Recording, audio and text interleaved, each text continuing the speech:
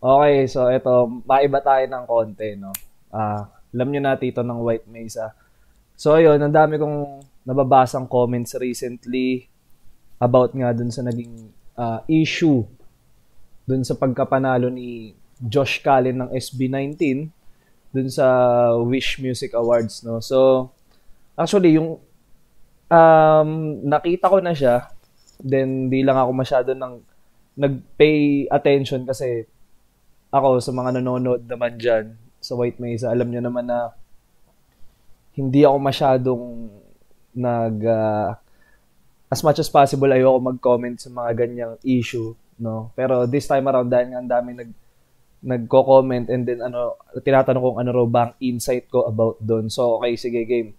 So basically, sa totoo lang hindi ko napanood yung mismong comment nung ato. Actually hindi ko talaga kilala yung ato until lang nung lumabas nga yung issue na yun. Ang una ko kasing nabasa nun is yung remarks ni Josh Callen after nung awardings nga, no. So ang nakita ko dun sa hindi ko na nga mahanap yung original video actually nung comment ni nung ato. Hindi ko na mahanap ngayon, hindi ko alam kung sa anong dahilan, kung bakit hindi ko na siya ma-search sa Facebook or sa YouTube man. Meron ako nakita sa YouTube pero parang short clip lang. Ayoko mag-base masyado doon dahil hindi ko naman na panood yung buong comment nung ato. Pero basically ang sinasabi nung ato is na paano daw nanalo si Josh Callen ng ano yan? Hip Hop Song of the Year ba? Kung di ako nagkakamali. Na kumbaga hindi naman daw hip hop basically yun yung sinasabi niya, hindi raw hip hop si Josh Callen. So okay, first point na gusto kong sabihin is dun sa sinabi pa lang nung ato na yun is wala siyang hindi ko sasabihin na wala siyang alam sa hip hop, pero ang masasabi ko is wala siyang deeper understanding kung ano ba ang hip hop at hip-hop as a culture as a whole, no?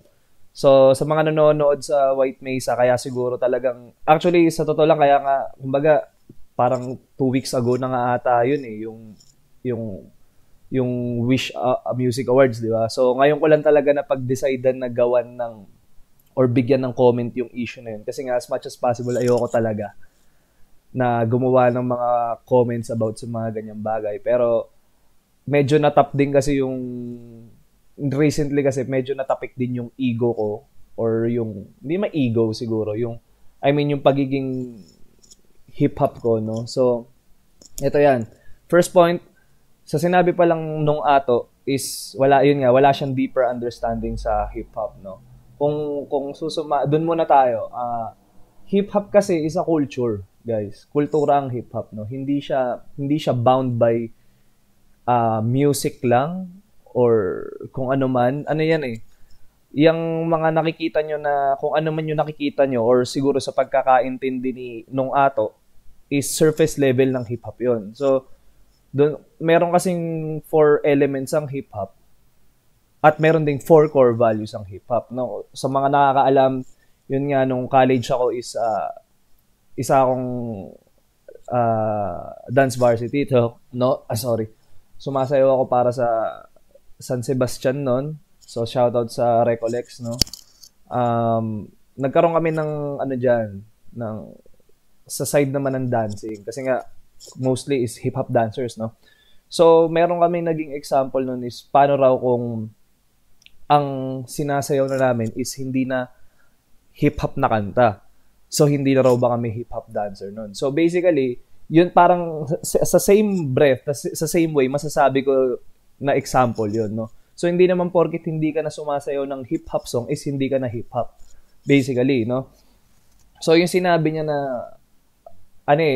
ang napanood ko na dun sa short clip na nakita ko sa YouTube is yung, dapat daw pag hip-hop is parang gang-gang, ganito, ganyan. Hindi, guys. Hindi lang naman dun ang hip-hop. Masyadong malawak ang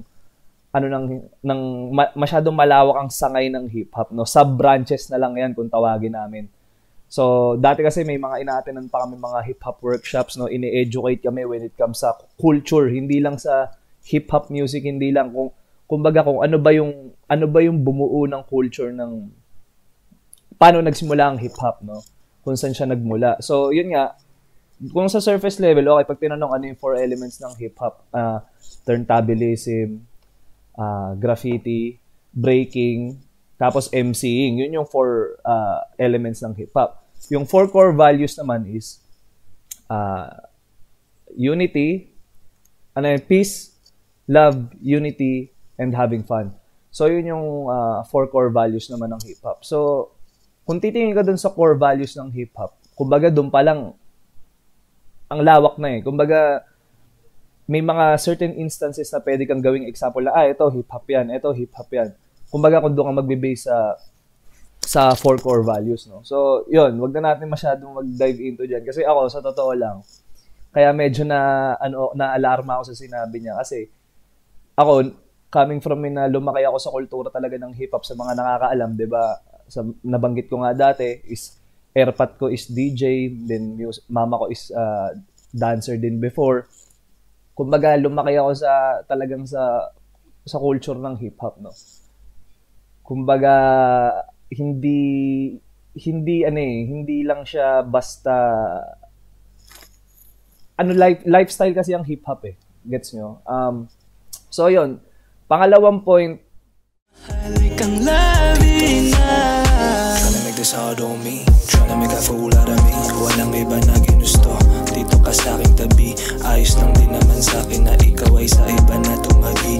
Di yung sa iba ko pa malalaman na ayaw mo na ako napansinin. Yeah, I don't know, fuck this shit. Pinaliwala, mga sinabi sa akin ni mama, di pumasa.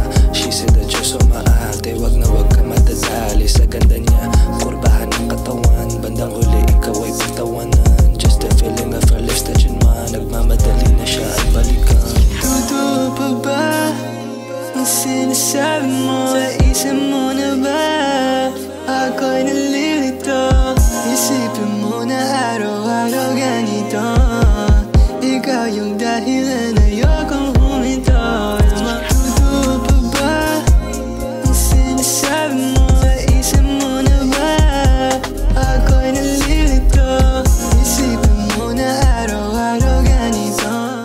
na masasabi ko is, yung ang sinasabi is kung deserve daw ba ni Josh yung award. Okay. Sa akin, para sa akin deserve niya. Kasi why not?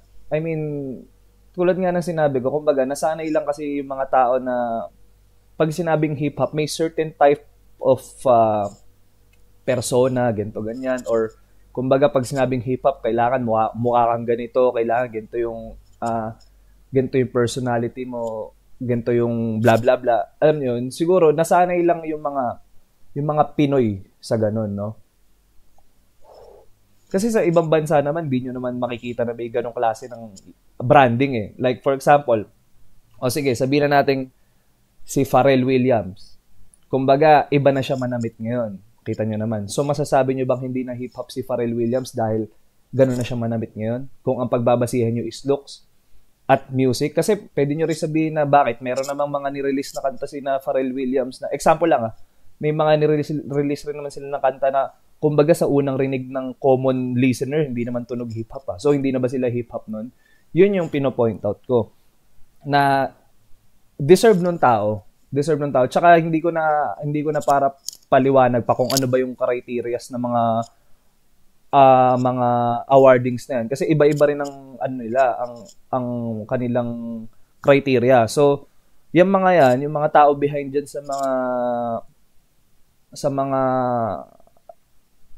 events na ganyan is hindi naman tanga yung mga yan. Kumbaga may mga basihan yan. Tsaka unang-una, maraming active listeners talaga si Josh Callen. No? Hindi ko naman itatanggi yun. So, kung deserve niya or hindi, for me, deserve niya. Sobrang deserve niya. Tsaka sabi nga kumbaga, pinakinggan ko yung kanta eh. Okay naman maganda yung kanta. Kumbaga, hindi lang siguro trip nung ato. So, bilang siya na nagbigay ng ganung comment is for me hindi siya matalinong move. Kasi unang-una, recent, hindi ko na nga actually mahanap yung Ato, hindi ko alam kung bakit eh. Hinahanap ko yung page niya. So, para sa akin, ikaw bilang influencer, yun yung minsan kinakaasar ko rin sa mga ibang influencers na napapanood ko. Kaya sa totoo lang, though may social media activity ako, pero ano rin ako medyo hindi ako ganun ka-in tune din sa mga ibang bagay sa social media. Especially yan nga, may mga influencers na hindi nila pinag-iisipan yung sinasabi nila or lalo na yung mga ang content ba is parang bullshit na ano lang, alam mo yun. So, yun. Yun yung masasabi ko. Para sa deserve niya. Tsaka, maraming criteria yan, guys. Iba-ibang award shows, iba-iba ng criteria yan. Tsaka, yun nga, wag natin sanang i-label yung hip-hop as a certain thing. No? Kasi sobrang lawak ng kultura. Hindi lang siya about sa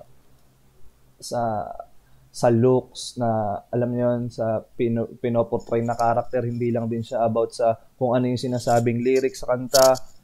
O wag na nga kumbaga kasi ang nakikita nyo lang yung music side eh. Kasi kung sasabihin mo na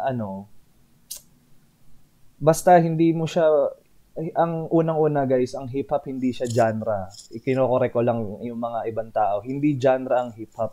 Culture ang hip-hop. Hip-hop is a way of life. Yun. Hindi siya genre. Yun lang masasabi ko. Pangatlo,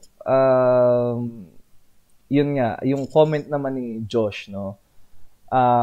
Feeling ko yun nga, kumbaga yun lang din naman yung point na sinasabi niya. Pero, yung sa kanya, sinabi niya in a way, deliberate way na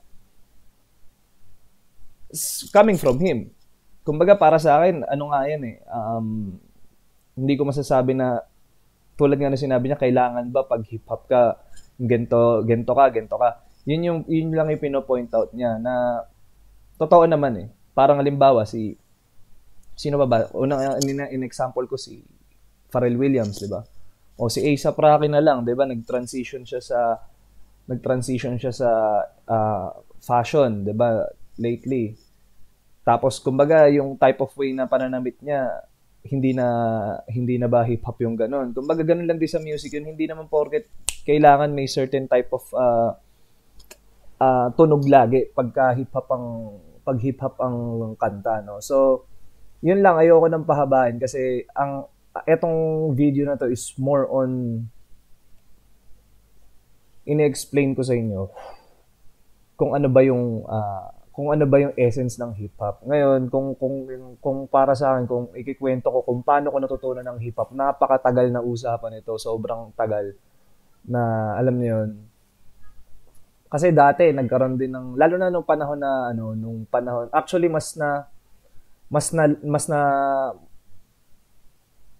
nakilala ko nga ang hip hop nung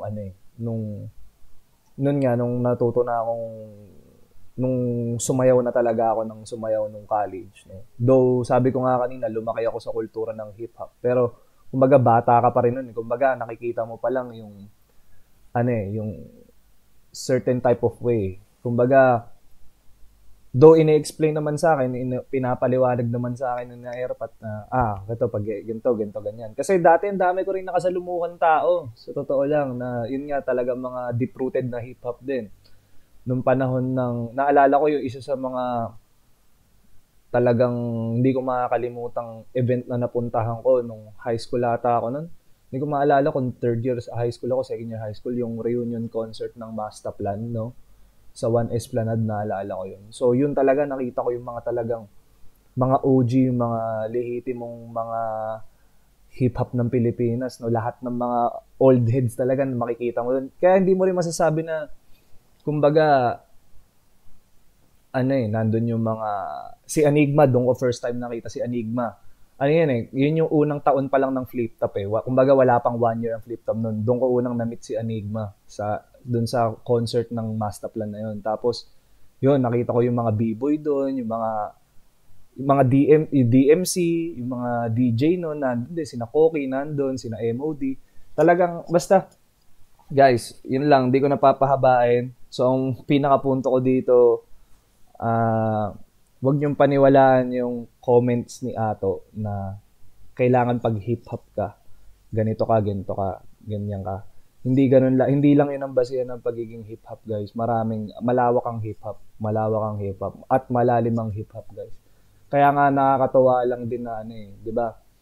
Merong mga pangungutya sa amin dati noon nung panahon na let's say ano pa, hindi pa talaga ganun katanggap, hindi naman tanggap, kumbaga hindi pa ganun katanggap ng tao yung lifestyle or yung way of life ng mga hip-hop. Dati naalala ko nung bata ako, ang term nga sa amin nun, gangster na pagka may certain type of way ka na galaw, attitude, pananamit, ganito ganyan, or type of music, ang tawag na sa'yo agad noon, nung mga panahon namin nun, gangster ka na agad. Iba rin ng gangster sa hip-hop. Iba ang gang sa hip-hop, no? So, yun, doon pa lang, kumbaga kailangan nyo rin i-educate yung sarili nyo. Kaya ngayon, natutuwa ako na yung mga dati na mga kakilala ko na, kumbaga, ang term naman nung dati, kasi di ba, pagbata ka, nung high school, nung panahon namin, 2000s, may mga grupo ng mga rockista, hip-hop, mga konyo, di ba, may mga ganon. Kumbaga, natutuwa lang ako kasi ngayon, yung ibang mga ano namin nun dati na, kumbaga, may mga konyo, may mga rockista. Ngayon, kumbaga, makikita mo pati pananamit, kumbaga, ba't ngayon, parang hip-hop ka na, parang ganun. So, sa amin, ako bilang tao, hindi ano yun, hindi parang, para ipagdamot ko yung kultura. Kumbaga, masaya ako na ngayon, naiintindihan na ng mga konyo, ng mga rockista, kung ano yung mundo namin, kung ano yung hip-hop, na hindi na kami baduy ngayon. Kumbaga, hindi na kami parang mga outcast. Kasi dati naalala ko nung bata ako, pag sinabi kong hip-hop ako, kasi parang sasabihin nito, anong to, gangsta, parang tingin sa akin, palaaway, barumbado, mga ganun type of shit na ano. Dati naalala ko, lagi sinasabi ng kuya ko sa akin, tsaka ng nidad niya, ng airpot ko. Panindigan mo, kumbaga, kung hip-hop ka. Kumbaga, wag mong ipagkakait na pag tinanong ka, lalo na sa mundo namin, hip-hop ka ba? Hip-hop ako. Ganun talaga. Ganun ang sagot. Walang ano. Kumbaga, parte ng culture namin yun na, kumbaga, we stand on business Parte ng hip-hop yun. So, yun.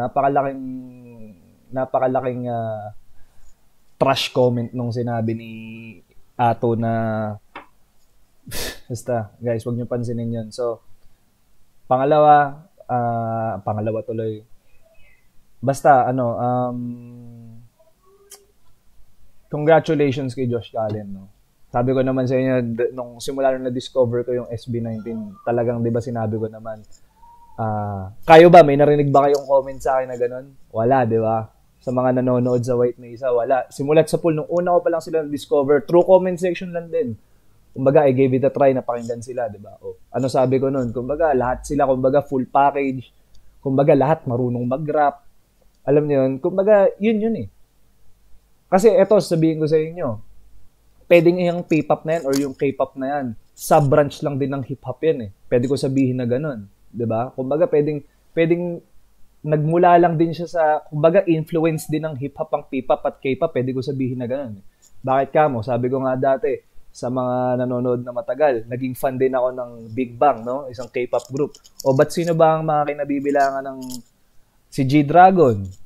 OG rapper si G-Dragon, si T.O.P. rapper din. 'Di ba? Kumbaga, yung mga yan, malawak ang hip-hop, guys. Lahat pwede sa hip-hop, sa totoo lang.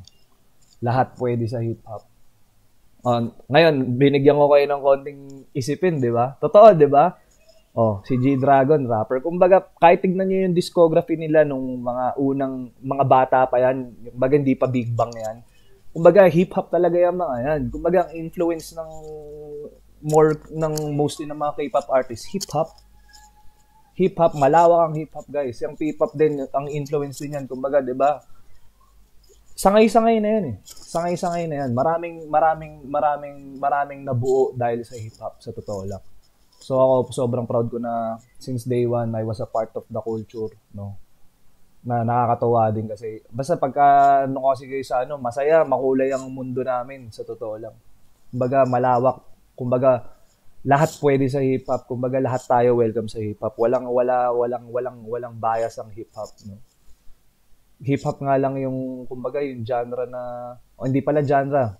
Kumbaga I mean sa music pala. hip-hop genre lang sa music yung kumbaga sobrang flexible sa totoo lang. Kung music ang pag-uusapan. So yun guys, sana sa mga nag-comment, sana kahit pa parang nabigyan ko ng konting justice or ano. Actually, tong comments ko na to, it's not about Josh Callen or dun kay Ato. No? Kumbaga, ang akin is para mas maintindihan natin lahat kung ano ba yung culture ng hip-hop. Kasi, guys, ang culture ng hip-hop, hindi lang isang run yan. Kumbaga, once pag hip-hop ka hanggang sa tumanda ka talagang bit-bit mo na yan. Kumbaga, nasa ano mo na yan, nasa way of thinking mo na yan, nasa way of life mo na yan. Though hindi naman lahat is perfecto, pero kumbaga, yun ang pinopromote ng hip-hop, no? Peace, love, unity, and having fun. Yun lang. So,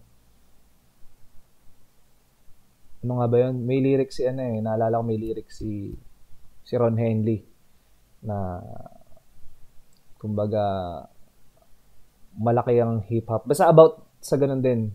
Kalimutan ko yung pinaka-exactong pagkakasunod-sunod ng lyrics. Pero yun nga, yung point niya is malawak ang hip-hop, kasya tayong lahat, guys. So, yun.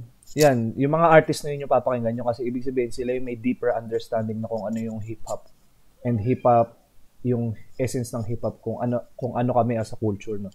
So, yun guys. Maraming salamat sa pakikinig, no? Malapit na tayo mag 6K subs. Comment nyo rin kung gusto nyo pang makakita ng mga gantong klase ng content, no? I mean, hindi naman kailangan na reaction video, diba? So, ano lang, siguro ayoko lang din magbigay ng... Kasi hindi ako nagbibigay ng comment sa mga bagay na hindi rin ako ganun ka maalam, no? Ayoko magbigay ng comment sa mga situations or sa mga bagay-bagay na ako hindi ko rin alam masyado. So, eto, nagkataon lang na kasi talagang medyo natap yung yung kumbaga inner hip-hop soul ko, gets nyo? So, peace!